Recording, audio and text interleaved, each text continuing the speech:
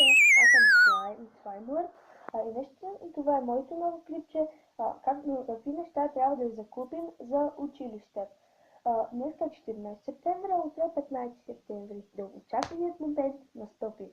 Сега ще ви покажа на първото ми нещо, наследство, в което ще влиза в училище. Несесер. Моят несесер е голям. Побирам много неща.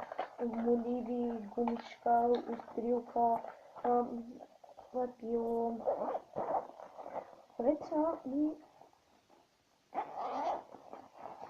химикалите, линията и ножици. Другото нещо е предмет изобразително изкуство.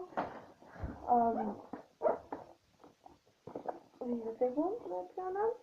Това е куфърче, което е удобно и в него аз обикновено си нося тези неща. Ето има скицник, блокче, скицник и блокче заедно двете, моливи, фломастри, моливи, имам тук моливи, в спешен случай, четки и други различни неща.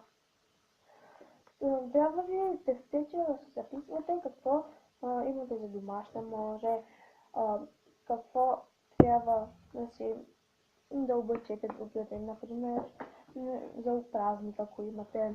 Другото нещо са етикетите. Моите етикети са на Випо. Може да видите. И днеска си взех една нова раница, която ми харесва доста. И училището настъпва вече и трябва да се подготвяме здраво. Затова трябва да се екипирате с тетрадки и други неща. Бележник и още други неща. За сега, чао днес! След няколко дена може да имам нов епизод. Довиждане!